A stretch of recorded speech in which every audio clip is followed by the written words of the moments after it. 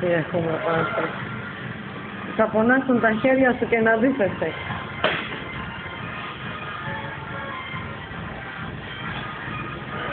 Εντάξει, πάμε από εκεί. Έλα εδώ, περίμενε. Άκου τα κάτω.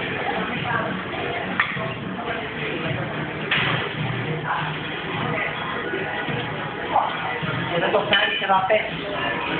Αυτό δεν είναι φτιάχμενο, περίμενε.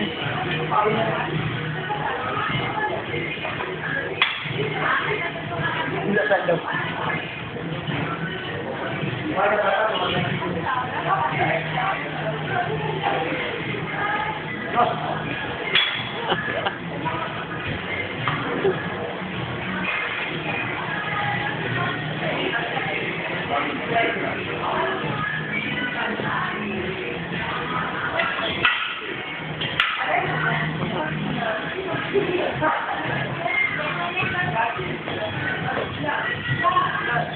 Γεια σας, τι κάνετε, Αλέξανδρο.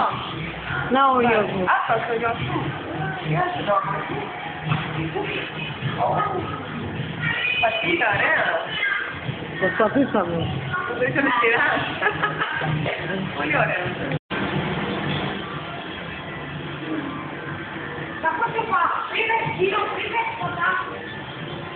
Στην χαιρετίσματα στα ανήψια μου και στον παππού.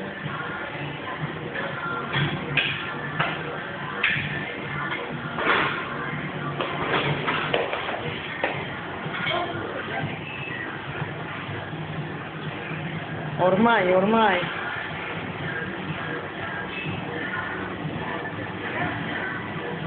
Σιγά σιγά, δεν το ακουμπάς τη πλάτη εκεί και μόνο χέρια.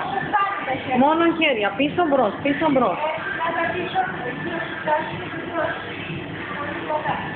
Εκεί. Όχι με το σώμα, μόνο με τα χέρια, εκεί. Έλα βγάλε με εμένα, με βλέπεις τώρα. Ναι, σε βλέπω. Τι να πατήσω. Δεν πατώ τίποτα, τραβάει μόνο. Ναι. Δεν προχωράει. Προχωράει. 7, 8.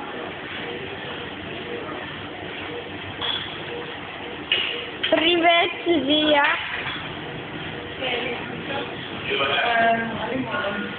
Καλύτερα αυτό είναι. Και εκεί άρχισε να μιλάει. Και εκεί ξεκίνησε όλα αυτά. Και μετά πραγματικά πολλά πράγματα που δεν τα καταλαβαίνει είναι κανονικά.